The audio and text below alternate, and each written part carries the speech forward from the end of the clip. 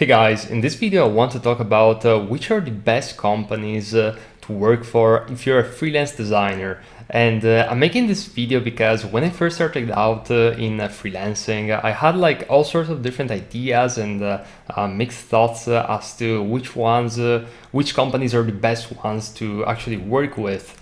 And I want to kind of like clarify and talk about my experience since I've been a freelance designer for the past, I think it's almost like 8 years now. So I've been doing this for a while.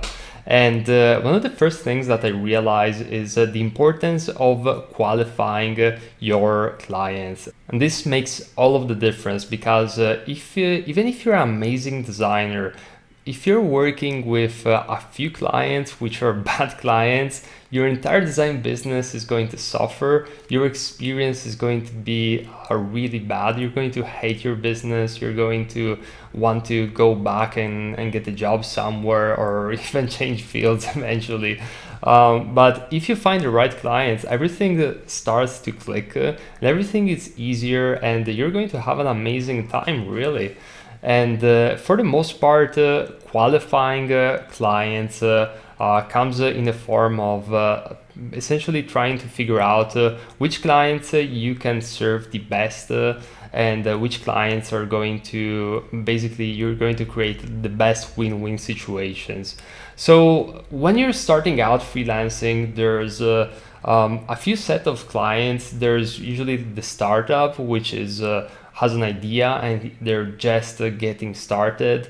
Then maybe you're going to the startup which has its first round of funding, or maybe the company is already growing. So we're talking about maybe companies with 20 to 50 employees, and then we go to like 50 to 200, and then bigger companies which usually, if you're freelancing, especially if you're freelancing online, usually those bigger clients are a little bit tougher to get. You can still get them, but the dynamics might change a little bit. So when it comes to my personal experience, since I work with a bunch of clients on pretty much all of these levels, I can tell you that nowadays I try to stay away from startups which are just starting out. Those are kind of like hit or miss clients. You can get like some good clients, but usually it's very difficult because they don't really have the funds available at that moment. So essentially, if you're talking with two clients, one client have maybe, let's say, $10,000 in their bank, and another client has $1 million in the bank. If you're asking $2,000 for a website, which of the two clients do you think is going to have like a bigger weight? Obviously, the guy with $10,000 in the bank, and usually that's going to be the case regardless of the type of person they are. Maybe they're like very generous, maybe they're like they really value design, but if they don't have a lot of money, your prices are going to sound a lot higher, and at a certain point it's just going to be easier, more difficult to sell on average. Then it really depends. There are some clients with $10,000 in the bank, they want to spend 5,000 just on the design or whatnot, and I'm making these numbers up arbitrarily, but I just want to make you understand that this is definitely something that clients consider. They consider pricing, and you should work with people ideally who are already having success and have a positive and healthy cash flow. Those are, let's say, like the one of the most important things which I'm looking for in a client nowadays, because everything becomes easier from there. And then there's all sorts of other things that you need to consider when you're working with a client. You need to pre-qualify them in all sorts of different ways. I have tons of videos on these YouTube channels talking specifically how to pre-qualify a client and see if the client is actually qualified to work with you. But that's definitely something to consider. Now, when it comes to the other scenarios, so you can see like how the startup, the startup who's just starting out with no funds, can be a hit or miss client. And but then there's the clients which are maybe startups with their first round of funding, and those are clients that can be really interesting to work with because they have a lot of movement going on, so they want to expand quite rapidly. They receive the money, so they want to reinvest, and especially if we're talking around like a few $1 million, that's where a lot of movement and a lot of growth usually needs to happen in a short amount of time. So expect to work quite a bit with those clients, but usually the fact that they received a round of funding. That's a good indicator that they probably know what they're doing, and they're in a positive direction because they've been also confirmed by let's say confirmed by the investor. Now also those type of clients are usually not that hard to get. um, I would find them by just emailing them directly or sending them or sending messages to the owners directly with Facebook. I know that some designers have some good success with LinkedIn, but I usually just stay with Facebook. It's easier, or email directly.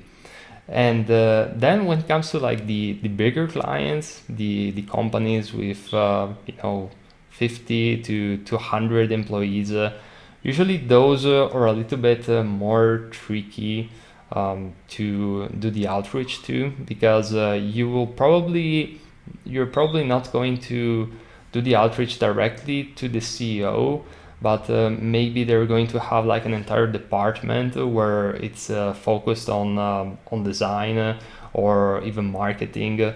So maybe your best bet is to just outreach to the manager of that department and see if they have any part-time job opening, if they're looking for freelancers, if they need assistance with their current design endeavors and things of that nature. So usually that's how I approach those type of clients. And the bigger the company, the more structured the approach tends to get. They have maybe like more company policies and things that they need to structure and also to manage. Usually when I'm working with companies like with more close to the 500 employees mark, they're really big on management and keeping track of the progress. So expect more meetings and also some more bureaucracy and some more fixed ways, especially if you're working out with the bigger companies. So that's definitely something to consider. But personally, I found those the best clients so far because usually receiving payments is almost never an issue because they have a lot of solid cash flow and the growth happening, or at least the company is very structured. So that's something that normally is not an issue. Working with those type of clients, it really depends on the team that you're working with. Usually you would work a lot with other designers, other managers. So it really depends on the team. We cannot put every type of every client in one of these types into a yes or no answer. It really depends on the client, of course, at the end of the day. But yeah, those are just my that's been my experience so far. So I would recommend you to go with you know medium-sized clients, small to medium-sized clients, but I would try and avoid like the clients who are just starting out, because those are hit or miss, and unless they really give you like positive indicators that they can be good clients, or maybe you're going to have some share percentage of the business, I wouldn't really bother all that much trying to get those clients. So yeah, hope this was helpful. If you have any questions regarding this specific topic, feel free to DM me below, or feel free to also watch also the other videos that I have on YouTube on similar topics, especially on how to qualify clients, since that's really important thing to do. And yeah, if you like this video, please leave a thumbs up. And again, I'll see you in the next video.